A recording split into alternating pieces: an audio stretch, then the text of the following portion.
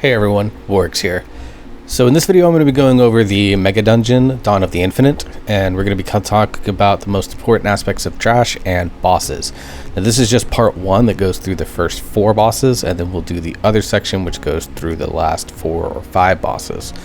So in order to start this dungeon, at least on the Mythic 0 version, is that you actually talk to Nozdormu, and he opens up this portal with Chromie. Now standing inside this little dust that you see right in front of my character does give you some damage, and so you do need to be careful about standing in it, otherwise you could potentially die. And then while they do all of this, you can see all the swirlies happen here, and yes, these do damage, so you need to avoid them. So you're playing basically a don't touch the hot lava, or don't touch the acid rain, whatever you want to call it, while you're waiting for a frickin' door to open. Now, once the door does open, you're confronted by your first trash of the dungeon. Now this trash is all pretty straightforward here at the beginning, at least. You just basically kick the things that are showing up as being kickable. In the future, I think as you get more comfortable with this dungeon, I think you can actually grab this pack and the pack that's, you can see up in the kind of top left center there of my screen. And then you're just gonna have yourself a good time of doing like a big pull right off the start. As you can see, this pack very straightforward, very little damage being done here on our comp of Bear Druid, Resto Shaman, Augvoker, Ret Paladin, and Frost Mage. Here again, going to the next pack, you can see this ability here. It does need to be kicked, otherwise it can cause some major problems for your party. So you just want to make sure that you have a prio kick on that, and you call that if you're in a coordinated group in a pug. Cross your fingers and pray. So to give you an idea, Dawn of the Infinite is located in southeast Thaldraszus, down where you do the Chromie time, or the Chromie quests, where the world boss is down there. In that section, it's that giant building that you were at the beginning. You can kind of see here some of the talents that I'm playing as I go through on my Bear Druid. My Bear Guide is out, so definitely go ahead and check that out if you're interested in the spec itself. Now these 2 packs obviously social pull. These are very big mobs, so you imagine they do something very nasty, and that is what they do. They do basically a blink whirlwind that they do. As you can see, they basically blink and then alter time almost back to the tank, so you want to make sure that your range, DPS, and healers in particular are being very aware about that. As you can see, it really crushes our mage pretty quickly, so not much you can do to stop it. You can't CC them or anything like that. It's just going to be a mechanic that you have to deal with. Alright, and then as we come down here, we're going to clear up this platform itself in full. Not much to say here with this platform. I kind of pull safe here just to be safe. Or pull safe rather, just because we're not familiar with the dungeon. We did this on a completely blind playthrough. Very few of us had any idea about the dungeon mechanics as we walked in, so this took us about 2.5 hours in order to get done completely with all bosses. Now in this video, like I said, I'm only covering the first 4 because I don't want it to be like an hour-long video, but we're going to be able to go ahead and do that. First 4 in this one. So overall, like I said, right here, just kind of cleaning out the trash, which is going to lead us to the first boss. Big things to look out for are the Chronomancer cast, and then of course the Blink Whirlwind, which does do a lot of damage.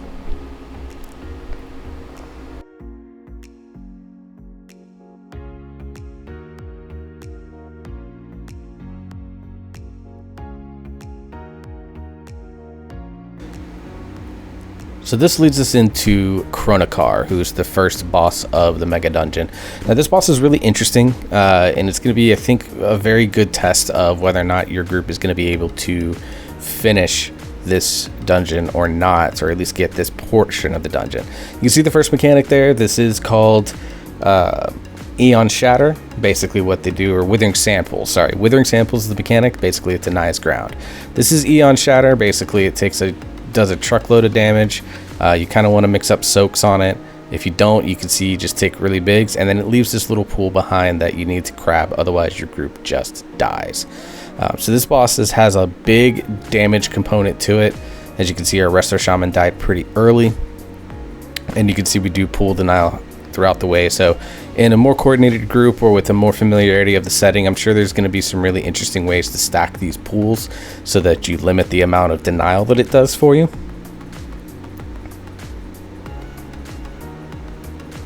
All right. So on each of the Eon Shatters, which you're going to see another one coming up here soon, you want to make sure that someone grabs the Eon Residue, which is the little circle that you saw on the first boss. If you usually it only inflicts about 22,000 arcane damage, so very manageable for anyone to get. And then from there, it actually does a bigger blast, which does about 130,000 damage if it doesn't get picked up by a player. Right. So you definitely want to make sure that you're kind of being very aware of that. So usually you want to have like your tank stack up something or use it to big defensive to make sure somebody's able to go in and get that. And I think that's the biggest mechanic that's going to give problems to groups that are unfamiliar with the dungeon, or that is going to be a very interesting play on the boss itself. Now you can see here I'm purposely taking damage to go into the thing. Now my sustain on this druid for this level of dungeon is absolutely insane. It's part of the reason why I think Guardian Druid is the most powerful tank in the meta right now. But you can see, like, I go into these pools here so that I don't fabricate it. Now eventually, as you can see, they do despawn after a certain number, so you're not always going to guarantee to be locked out, but it is going to be very important that you go through and make sure that you're giving your group as much space as humanly possible, so that things like this ability here with the Sand Stomp and then the Eon Shatter itself does do some work. Now the Eon Shatter doesn't happen more than a couple times, which is kind of what I think is going to make this boss easier, but if you can survive those Eon Shatters, then you're going to be in a very good place to kind of set yourself up for kind of long-term success with this boss. After that, it's really just about managing and the denial of the pools, because it is going to be kind of both space denial, and it is also going to be a measure of damage, and also reduces haste and your movement speed when you stand inside them. So you want to be very careful about how you're placing these, especially if you're a class that really values that haste aspect.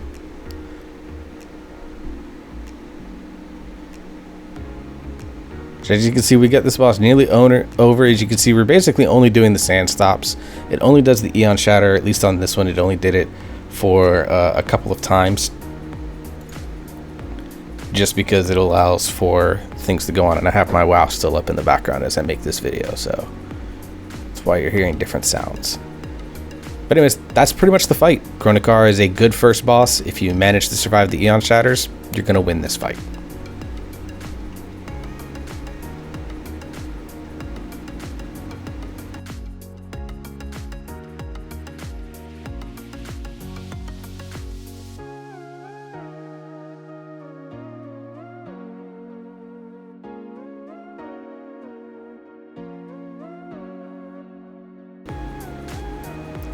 Now that you've defeated Kronikar, you'll go through the portal and it brings you to this platform that has the swirling sands in the middle, shooting out swirlies the entire way.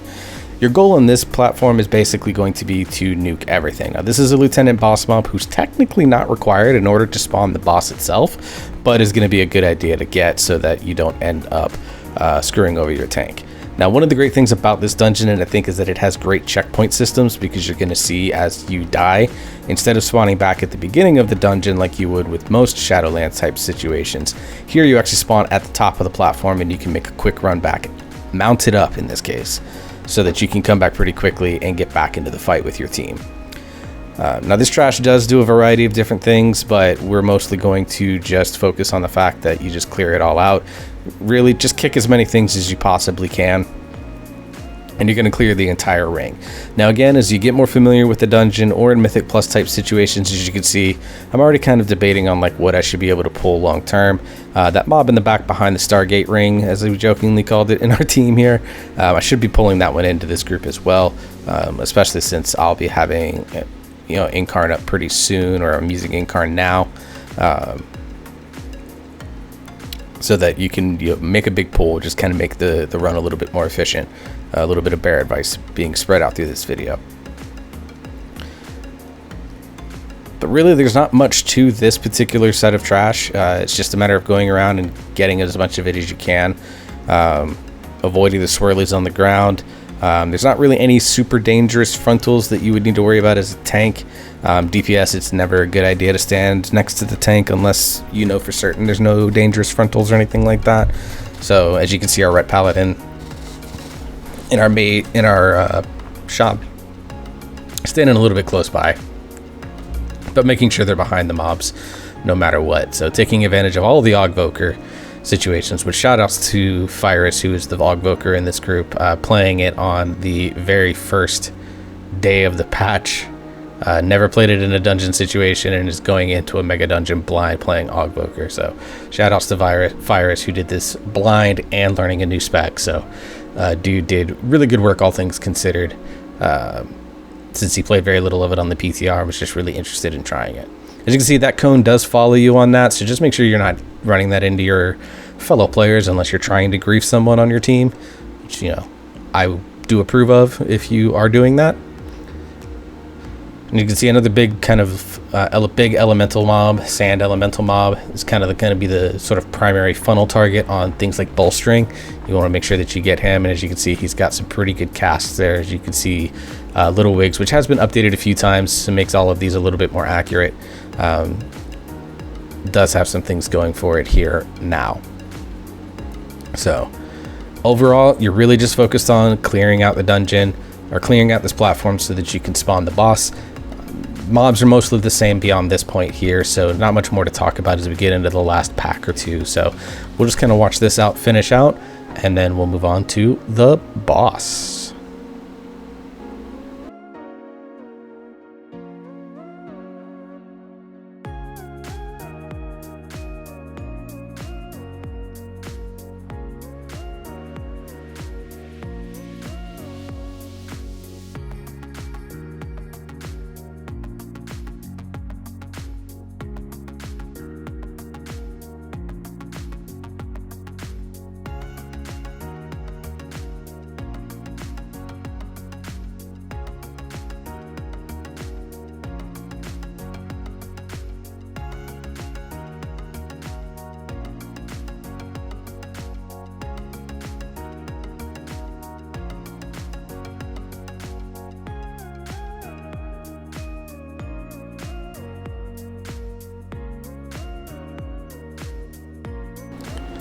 Alright, now we're on to the second boss of this dungeon, which is the wonderful Manifested Timeways.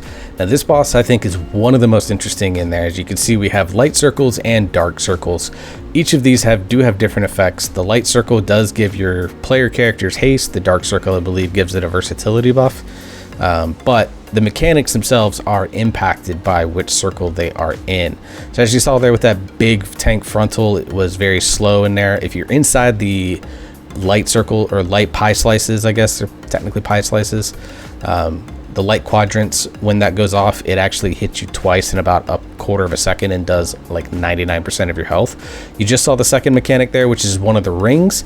With the rings, if you get afflicted by the ability for it, then you want to make sure that you're standing in the light quadrants when you do that, because it, as you can see, makes that ring go out sooner. If you're in the dark side when that happens, you're going to find out here in just a little bit watching this fight just how bad it can be. These orbs are going up periodically throughout the fight, and as you can see, they are determined by, their speed is determined by which light they're in. So you have to do kind of a little bit of a balancing act there to determine whether or not they're going to be in. As you can see right there, I put the tank frontal in the light section, and I basically was at 1 HP. So if you're a tank in this, please do not put that in the light section, light quadrants, otherwise you are going to have a very bad day.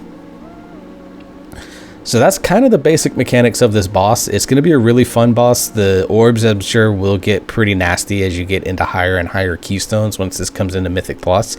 So I think those are going to have to be damage tuned. But as you can see here, you saw another ring go out, and you can see you can actually dodge the second hit of the tank frontal if you move fast enough.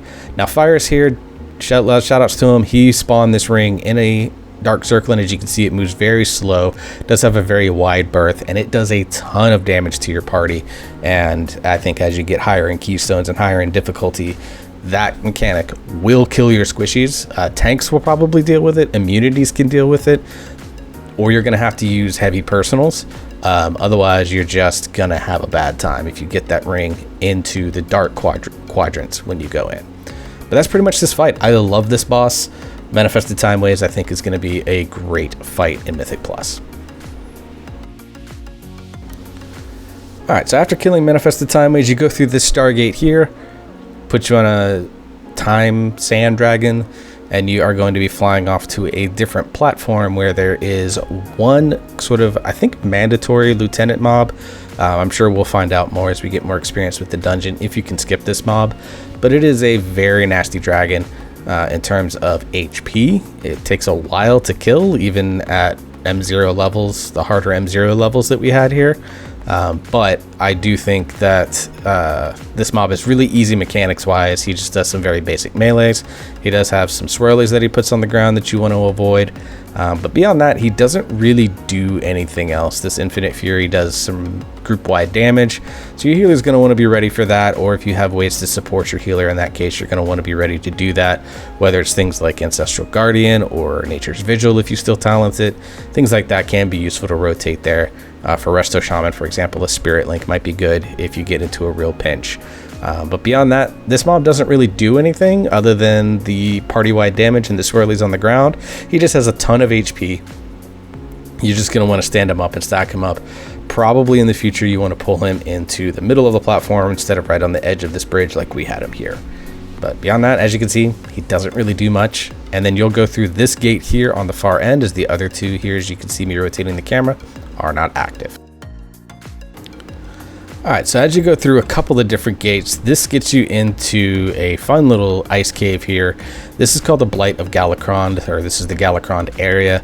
Now, the biggest thing about the trash here, as you can see, is these two like little mini dragons. I don't remember the name of them off the top of my head, but basically they do this constant pulsing necrotic damage thing, so you don't want to pull too many of these at the same time.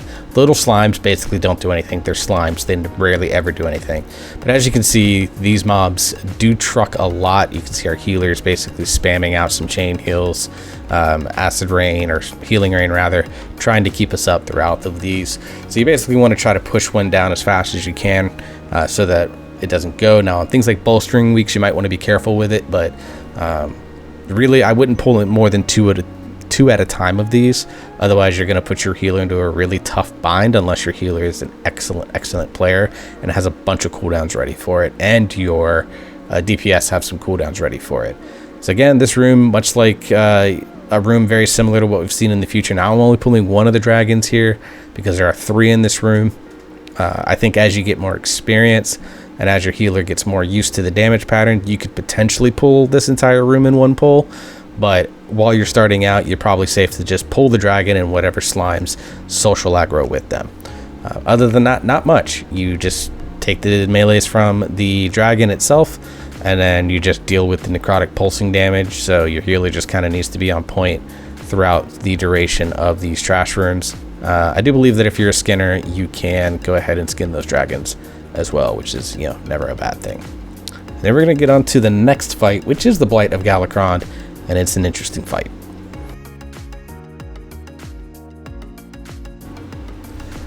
Alright, so the Blight of Galakrond is an interesting multi-phase fight. It starts off with this giant slime that does do big swirlies, which of course you want to avoid.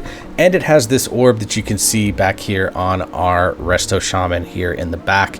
Now what that orb does basically is that it does allow you to eventually... It stacks up a debuff essentially that if you don't clear it or pass it off to a teammate after a certain number of stacks, it does mind control you. The only way to get rid of it is to take this frontal here. So eventually your goal is going to be to pass it to the tank. As he gets hit by the corrosion, it pulls you in a little bit and then goes from there. Now we get through that phase pretty quickly. The corrosion still happens throughout the entire fight, but now we get one added mechanic here with the first dragon. Now this first dragon is Anzon, the Crackling Conductor of the Storm, I believe. As you can see here, we get these swirlies, much like the Vortex Pinnacle boss.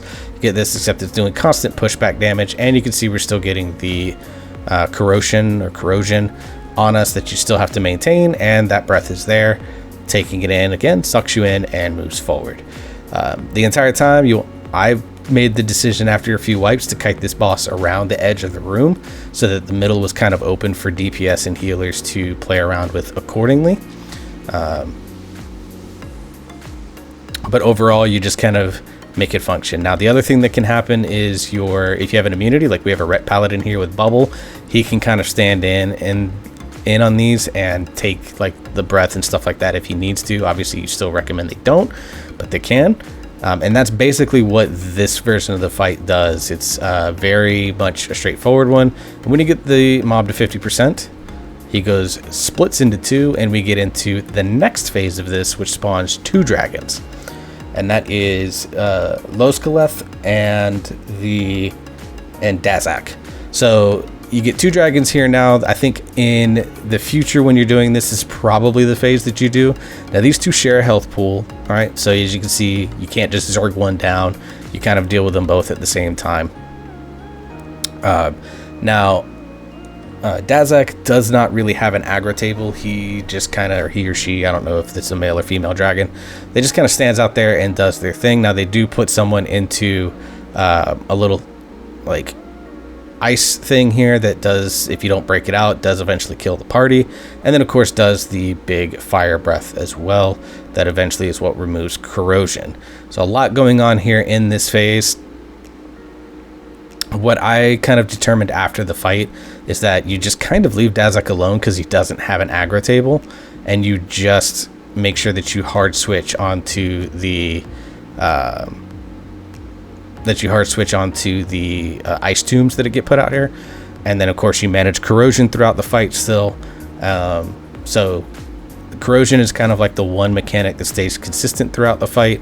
And then you have the different dragons have their different mechanics. So I think this fight is pretty interesting on the surface. I think it's going to be really unique how different groups are going to find ways to handle it. But overall, I think this is a pretty solid fight. It's not overly difficult once you kind of understand the mechanics, and if you make the appropriate hard swaps that need to be made in order to free your friends from the ice tombs and things like that. Overall, I think a really good fight. I really enjoyed it.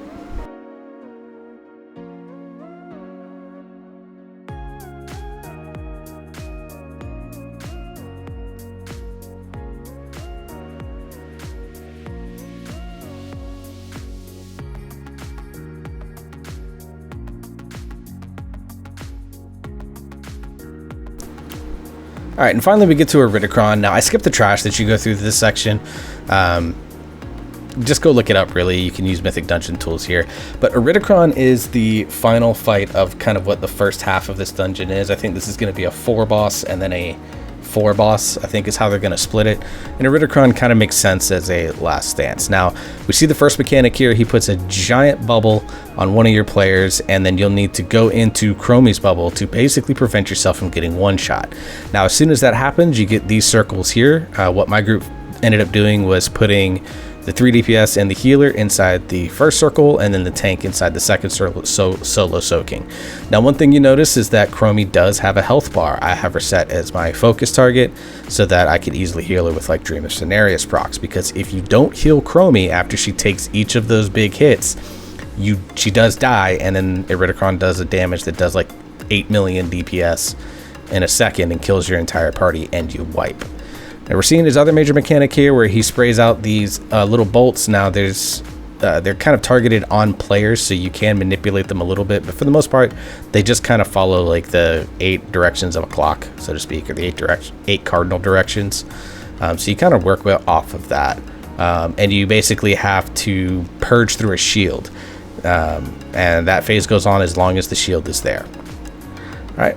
Next big thing is this spawns, as you can see we have little circles around us, this spawns adds once these go off that you want to go ahead and kick, interrupt, stun. They're all completely CCable. You just want to kind of kill them as fast as you can because they're kind of annoying and you don't really want to deal with them more than what you have to. So as you can see, we just kind of stacked up, did an Olympic ring style, and just basically killed it up, and then we sort of start drifting our way back over towards Chromie for the big frontal explosion bomb damage mechanic that you can see right here. She teleports to the player that has it. That's also something that we learned out throughout the process. So you don't necessarily have to go to her, but you want to make sure that you're kind of nearby. So again, we have this mechanic here where we stack everyone up. There's the tank. You guys do get knocked back a little bit, so you just want to make sure you move it back into into the process.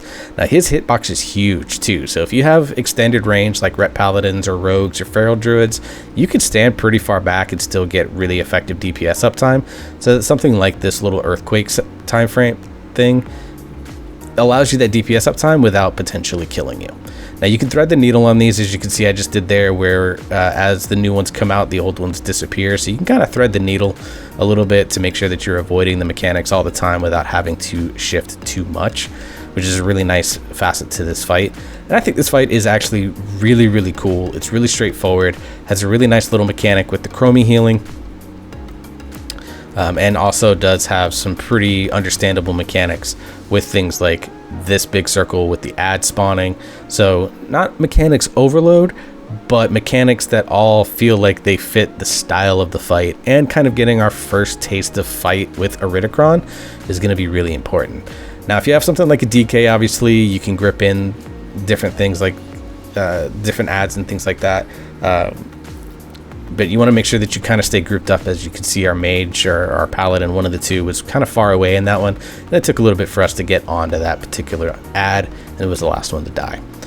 Other than that, this is pretty much the fight. It's a really straightforward type situation that is quite a fun fight. I think this is one of the best boss fights in this dungeon, and I think it's just going to be a fantastic fun fight in a Mythic Plus setting.